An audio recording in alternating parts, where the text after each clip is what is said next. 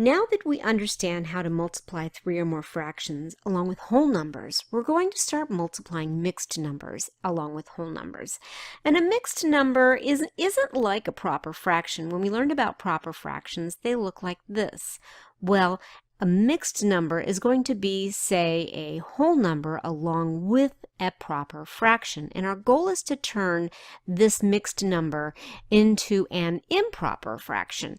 And the process is pretty simple, where we multiply this denominator by this whole number, which gives us 8, and then we add the numerator. So 8 plus 3 is 11. And what we're going to do is we're going to put it all over this denominator, which is 4. Now we have an improper fraction that we can, if we need to, factor out into nothing but prime numbers. So for our first example, let's multiply something like 3 1/4 by 6, along with 1 over 26. And like before, we know that we need to turn this into a fraction, but now we need to add one more step. We need to turn this mixed number into an improper fraction. So let's start with that. So we can say 4 times 3 is 12, and then we're going to add this numerator, which gives us 13, and we're going to put it all under 4. Then we go on to the next value, 6. And 6 we need to put over 1 to turn it into a fraction. And then finally we have this fraction down here, 1 over 26. Now that we have three fractions, we can begin to factor them into prime numbers only to see if there's anything we can cancel out. So coming down here, 13, well, 13 is a prime number, so we're just going to leave it. But 4 we know can be broken down into two primes, which are 2 times 2. For our next fraction that we're going to multiply, we have 6 over 1. Well, 6 can be broken down into two primes, which are 2 times 3, and then all over 1. Finally, our last fraction, 1 over 26. Well, we know it's an even number, so we can divide it by 2, and then that gives us 13, which is another prime. Now we can look at this entire mathematical sentence and determine if there's anything here we can cancel out. Well, obviously, we have a 13 here and a 13 here, so we can simply cancel those out. Also, we have a 2 here and a 2 here in this numerator, so let's cancel those two out. And it looks as though we don't have anything else to cancel out, so let's multiply across and see what we get. We get, well, that's a 1, that's 3 times 1, so that's 3. And then we have 2 times 1, which is 2, times 2, which is 4. So our final answer is 3 over 4. Let's move on to a more challenging problem. Let's try this one. We have 7 4/5 multiplied by 25 times 3/4 times 16 over 26. Well, looking at this, we first need to turn this mixed number into an improper fraction. So let's start with that. 5 times 7 is 35. 35 plus 4 is 39, all over 5. Then we need to turn this whole number into a fraction, so we put 25 over 1, and we can leave this one here, 3/4 times 16 over 26. Now we need to begin to factor all of these fractions out into prime numbers only. Well, 39 we know can be divided by 3, and when we divide it by 3, we actually get a prime number, which is 13. Since 5 is a prime number, we're going to just simply leave it. Let's move on to the next value. 25 is a square, so we know that 5 times 5 equals 25. Put it all over 1. Moving on to our next fraction, 3 over 4. Well, 3 is a prime, we leave it. 4 can be broken down into two primes, which is 2 times 2. Finally, 16 is a set of a bunch of prime numbers, but they're all 2 because we have 4 times 4, and then 4 times 4 can be broken down into 2 times 2 times 2 times 2. And then all over, well, 26 isn't even, so we can divide it by 2. And when we do that, we get another prime, 13. Now we have a whole bunch of numbers here we can look at and see if there's anything we can cancel out.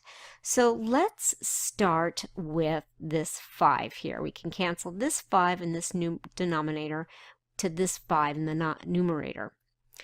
Then we have, let's see here, 2 times 2. Up here we have 2 times 2. So we can cancel out these primes.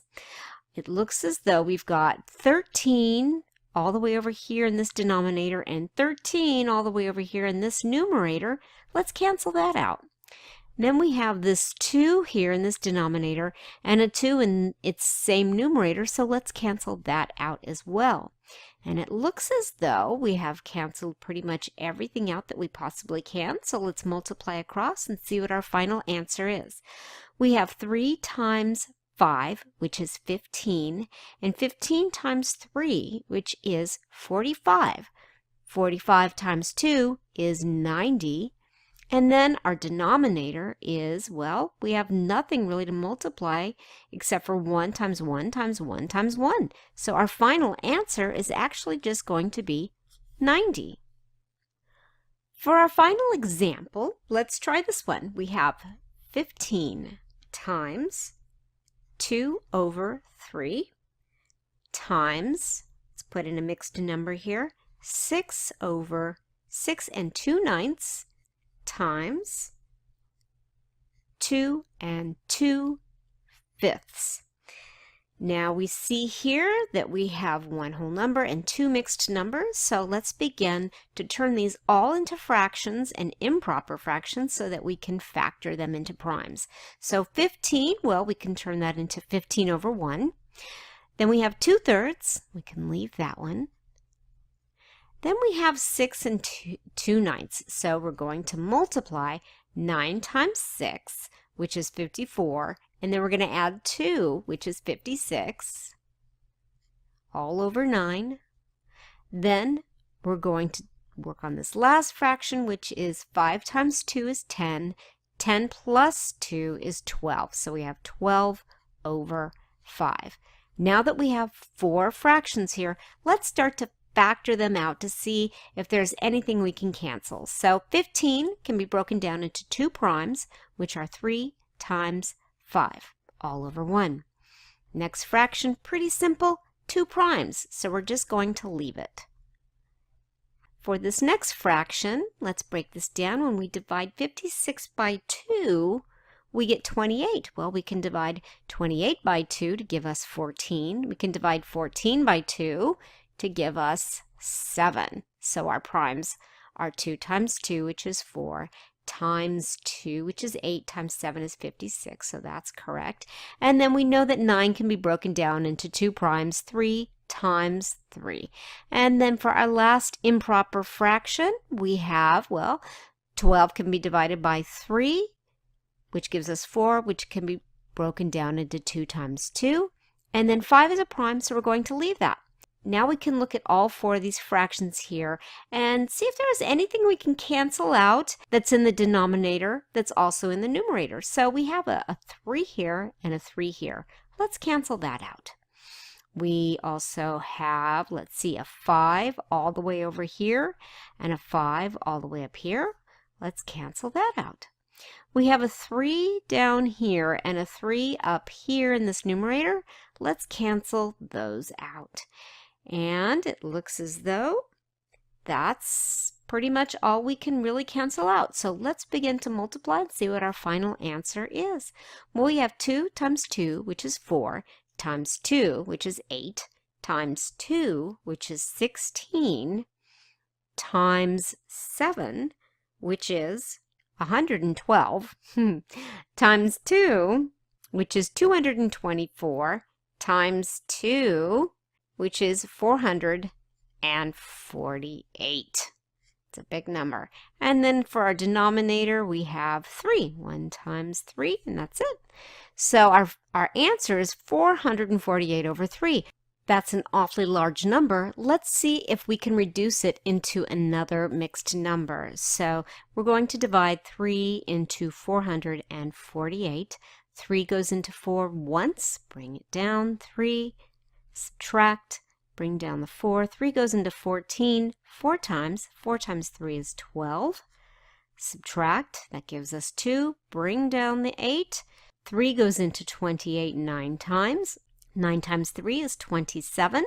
Subtract that, we have 1.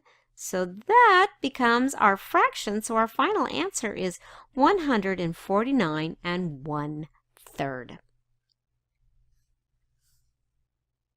For our final problem here, let's try a handful of whole numbers and mixed numbers.